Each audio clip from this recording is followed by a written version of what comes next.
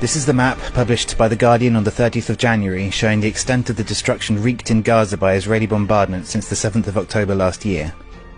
It's shocking enough in itself, but when you cross-reference it with other maps, you begin to get a sense of the way in which the conditions of life in Gaza have been systematically annihilated by Israeli forces. This is a map showing every residential building in Gaza before 7th of October. This is what was left as of the end of January, and of course the destruction continues across the territory, but particularly right now in Rafah. Here is a map of greenhouses in Gaza before the Israeli bombardment. Greenhouses are a lifeline for many Gazan families, providing greater and more secure access to healthy foods.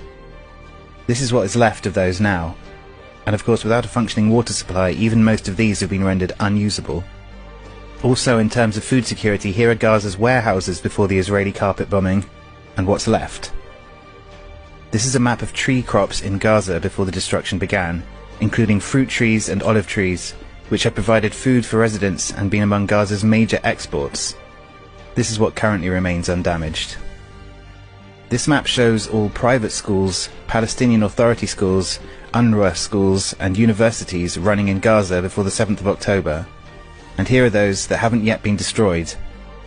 None of these is of course currently able to function as such in any case.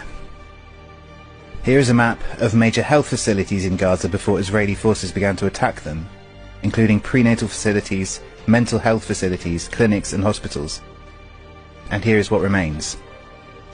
All of this destruction would take many decades to restore, although of course it seems unlikely that those who built and grew all that has been pulverized by the Israeli bombardment will even be allowed to return to do so.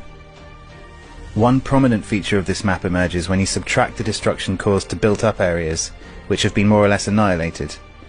Here you can see a line of destruction stretching down through the center of the territory. This particular swathe of bombardment aligns with the so-called humanitarian corridor announced by Israel along Salah al-Din Street in November last year. When residents of Gaza City in the north were ordered to evacuate, they were promised safe passage along this street. However, many witnesses have described Salah al-Din Street as a corridor of death and humiliation.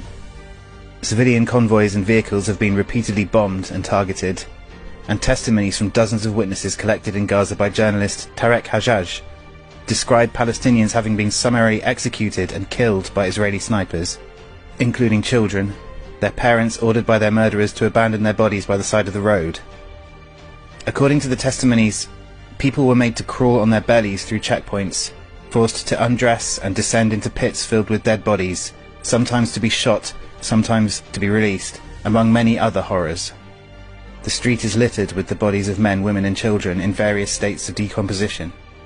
There are millions of horror stories like these behind these simple red swatches which delineate the annihilation of a people.